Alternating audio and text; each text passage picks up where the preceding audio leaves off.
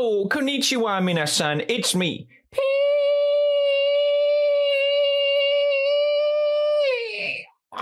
Welcome back to another video. Now, I wanted to make this video before, but I wasn't sure if it was the good idea. But then I made a little bit of a video like this in another video. What the hell am I talking about? We're gonna travel all across the world, from Tokyo to back to Sweden. Let's go.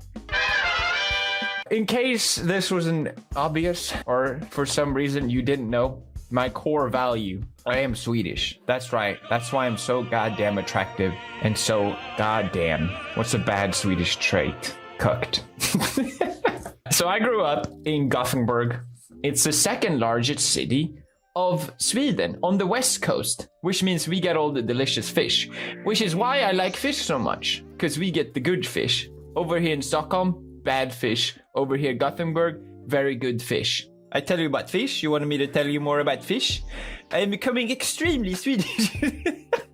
I think the thing is here is that I have not been back in Gothenburg for, I don't know, like 8 years since I went on this YouTube journey. I have not been back to Gothenburg. It's really strange. What the f is that on the road? It's someone's bike helmet. Where should we go first? Oh, I think I know now. I think I grew up like at the very top of one of these buildings. I don't remember anything from it, so I don't even know why I'm bringing it up. All I can remember from this time is that I sucked on pacifier for way too long. Good times, good memories. When I was a kid, I had this really weird tick. Like, for me to sleep, I would suck on, not my thumb like normal people, I would suck on my finger and wiggle my hair. But the weird part about it was that I thought it was so great that I wanted other people to know how great it was. So I remember telling other people, like, no, listen, what you need to do is you need to suck on your finger and wiggle your hair back. It's the greatest thing ever, okay? You're missing out. You don't understand. Maybe there's a weird gay undertone here that I was not intending for. Okay, yes, this f***ing road. I would walk home every day from school. It's so goddamn long. These are really pretty houses. I remember my mom didn't want me to go to like one of the local schools. She wanted me to go to a really good school in the center. So I had to go home from school pretty far. I remember it was really far. But my mom got me and my sister a cell phone when we were like 5 years old or something like that, which was back in the day when I had those giant brick phones, just in case something happened. But I did have to travel pretty far to go home from school and walk up here. But I remember it was also kind of weird because when you're in school in the center, like a far away school, you don't really get that many friends in your own neighborhood. Classmates just lived all across Gothenburg. And I remember there was one point where my parents were like, it's Saturday, why don't you go out with friends? But I'm like, all my friends are super far away. And then I was just go out. And I'm like, I don't have any friends, Dad. What do you want me to say? This sounds more sad than it is. But I remember there was a time in my life where I'm like, I actually don't have any friends. Is anyone surprised? And it was so shameful. Like, I didn't want to tell my parents, but like, in retrospect, they make total sense. Like, this is a thing I understand later, because it was so shocking to me, this revelation. Like, I don't have any friends at all. But yeah, I already showed this in the last video. This is the house I grew up in. This is the school I went to. It's called Lilla Samskolan. It's where all the privileged kids went to school. And I really appreciate my mom putting me in a really good school. Namaste, Mom. Even though it did come with the price of not having any friends. I can't really see anything. I don't know why I want to look into the school like some goddamn creep, but I don't remember much. Except one time there was a legendary snowball fight between two schools over here. Because all the kids from this other school, they came over and we had a legendary snowball fight over this fence. Legendary. It was like the Battle of Normandy, basically. I remember we also used to call like all the other kids like intruders. And we had to have this big meetings about not calling each other intruders. Very Swedish, very nice. I also remember someone pulling the fire alarm and we had to have a meeting too. And the principal, we were like 400 people in a room. And the principal stands up and be like, can the one that pulled the fire alarm please come forward? And like, obviously they're not going to do that in front of 400 people. Like, yeah, it was me. I'm sorry. It wasn't me, by the way. Okay. It wasn't me. There was also I don't know, for some reason, this is where you entered the school, and there was like a lady that you had to say hi to. I don't know why. Is that a Swedish thing? I can't tell. She was nice. Don't get me wrong. Oh my God, they still have these squares. I can't believe they still have the squares. God bless. The squares were the best game ever. I don't know if you guys had this in school, but you had a basketball, and we call it king, but it probably has some other name for you. But basically, there was the king in one square, and then there was the queen, and then there was the two pawns. And you start off as a pawn, and then if someone obviously gets out of the game, you move up until you become the king. So basically, the way you play was that the one that was king could make up the rules of the game. So as soon as you become king, you're like, okay, the rules are X, Y, and Z, like, and you could just make up any rules whatsoever, which was, I don't know, that's what just made it fun. You could be like, okay, you lose if the ball bounces in your court, and then you just go, blah! And then a lot of times what you would do is that you would come up with a pact with the queen. So you would just work together to eliminate everyone else so no one else could beat you, which led to a lot of scumbaggery. I remember like a lot of bullying. We would just target, I wasn't a bully, okay, but we would target just like specific people, be like, oh yeah, this person can't play, I don't know. People would get so upset over this game. I remember people leaving, going outside the school, which wasn't allowed, just because they got so mad over playing this game. So it makes me really happy that people still have this god-awful game. I hope that's what they're still playing. Good times, good memories. Oh god, here's the football court. One thing you need to know about Sweden is that we're not very good at football, but we still love football, okay? I remember every goddamn gym class, people always wanted to play football. And our gym teacher was, I didn't like playing football.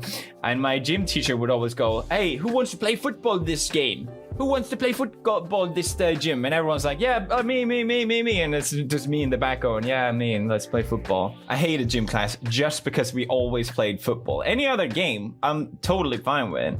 But it was always football. But I wasn't good at football. I didn't like playing football. I hate football. I still hate football. Listen, people, you know, the classic, oh, pick you and blah, blah, blah, you get picked last. The thing is, what's worse than being picked last is being picked out of the assumption that you're actually good at football, okay? Everyone's like, oh, I was always picked last in football or whatever, okay? Boo-hoo-hoo, I don't have time for you. But what's even worse is when people pick you early. Like, I remember I was sometimes like the second pick, and then people would just realize I actually suck at football.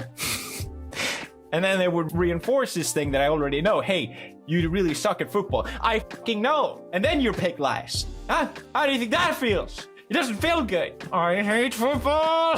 Stupid football ruined my life. Great times. I have fantastic memories from this school. It was great. I loved it. I really, really loved it. Then when you're in 7th grade, you go to this school, which is the same school. This is a lot bigger.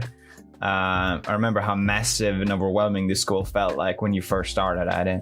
They better not be playing football. If you play Brännboll, I was really good at Brännboll, okay? But no one was being stupid sports. Sweden's not even good at football. It's stupid.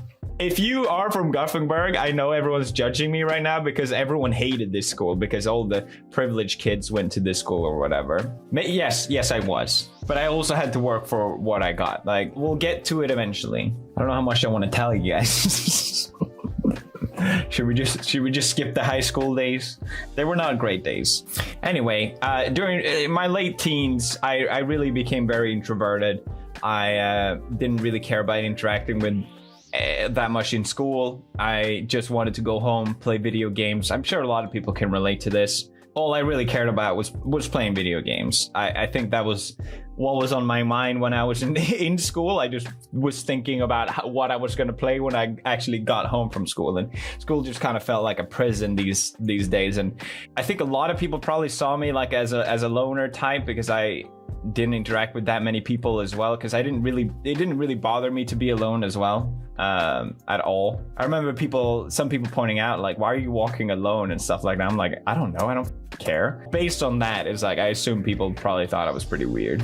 But I did have good grades still. The thing is, like, I went to this really, really nice school where everyone is generally very nice to each other. The last 3 years of school, you need high grades to get into to keep going in this school. And I didn't have good grades. And then we looked at other schools. We had like a day where we got to visit other schools, and I just saw how awful they were. And I'm like full panic mode. But like, I need good grades because I don't want to go to a normal school.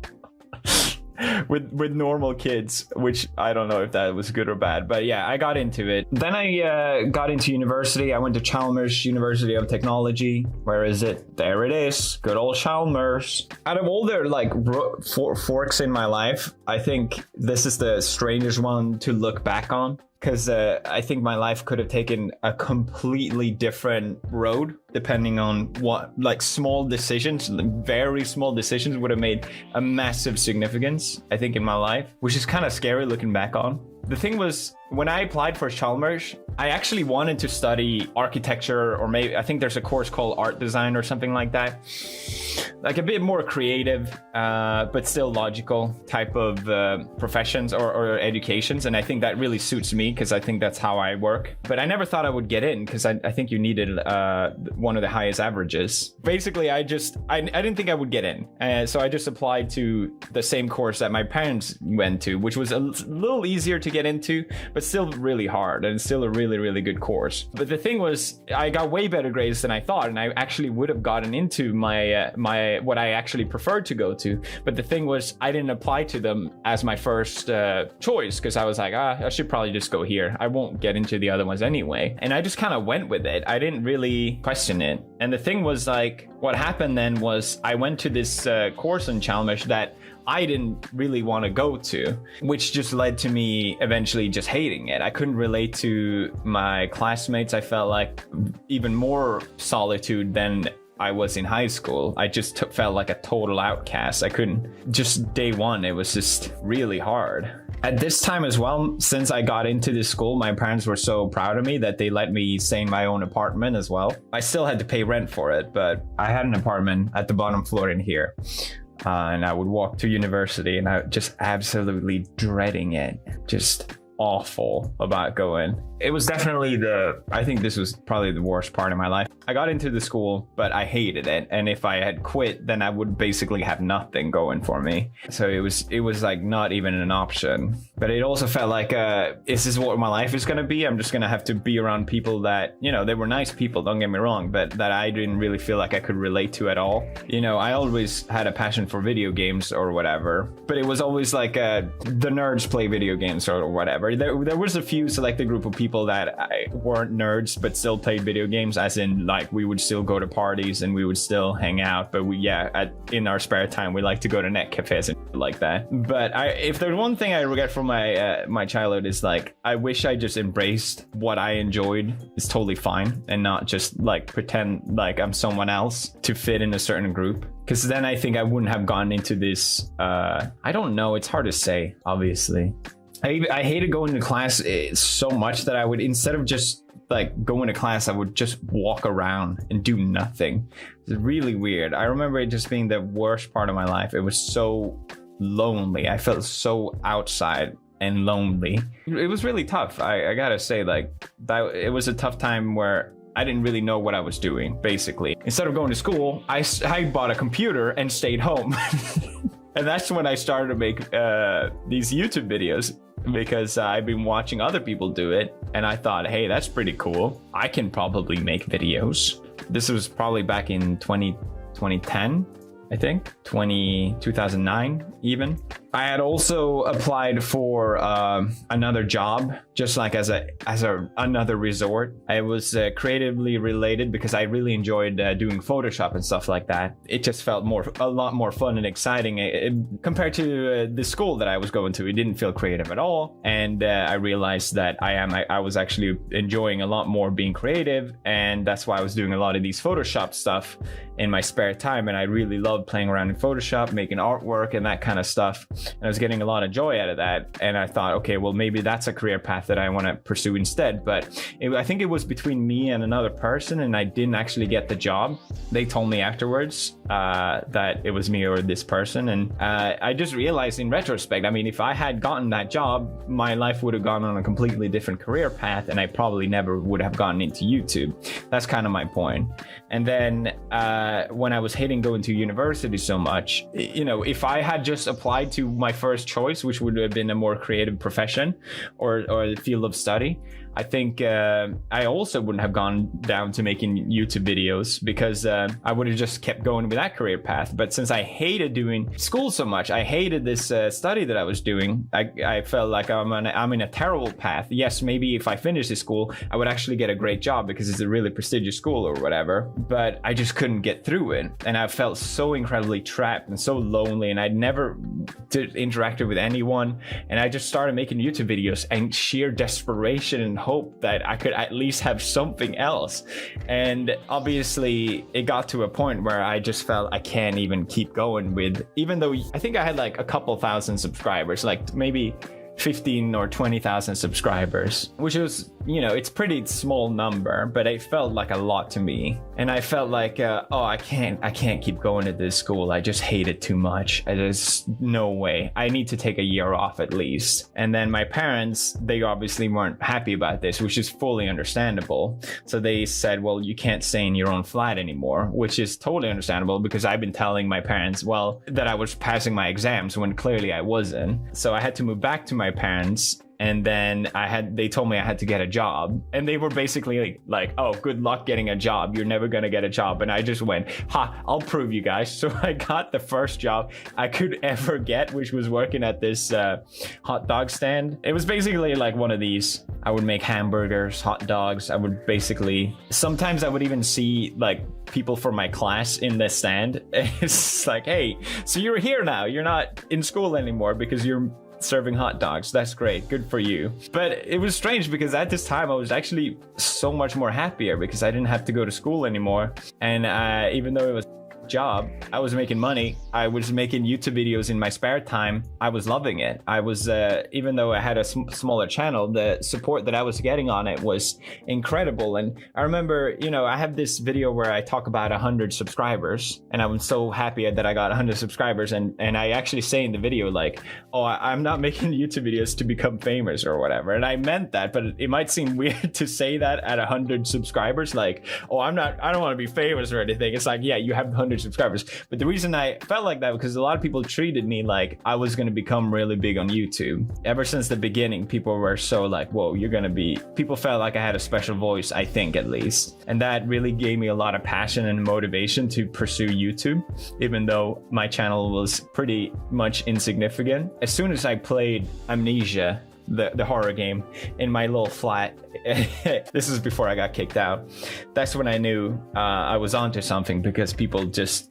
was begging me to make more videos, and I was just screaming in the middle of the night in this tiny little flat. I wonder what the people upstairs were thinking.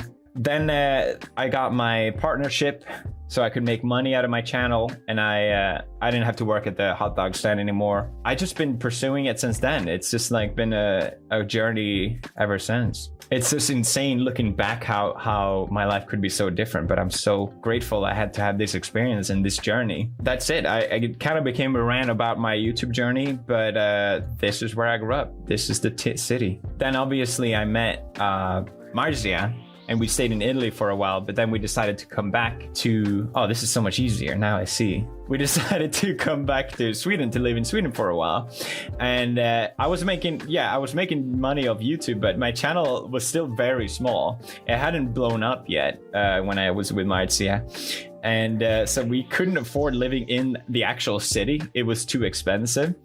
And for someone that grew up with like a nice, and I was growing up in the, like, my parents had money, obviously, so it was so humiliating for me to have to live in the suburbs. I had to live in Partille, which I always used to make fun of people for living in Partille. Then I live in Partille, but to be honest, we loved living in Partille. I think me and Marzia really treasure our days living there. Yes, these are the buildings, the famous, ugliest building in the whole world. We lived in one of these. I can't say for sure which one. I think this one. And it was a tiny flat with a tiny desk. But the thing was, oh yeah, this is like a graveyard down here. But the thing was, like, down here was this huge shopping mall. So it was actually pretty convenient to live in one of these, even though they weren't very good. And I remember I could barely afford paying rent at this point. Like, it was even living in the suburb, and it was really tough. But we managed to get through. And like I said, me and Marcia really treasure still living in this period in Partille. We actually loved it. We also got our dog Maya, while living in Partille, and because we just found we wanted to get a pug, and we just searched, okay, where can we buy a pug? And there was someone here somewhere nearby that we could actually get to, and then they had Maya, which only had one eye, so she was cheaper, so that's why we were able to get Maya. She's our budget dog. So a lot of great things came from that time. Then obviously we moved to UK, which is another chapter. And I think this video has gone on well long enough already. So thank you for watching this video. Smash like if you thought it was interesting, and I'll see you guys next time. Bye.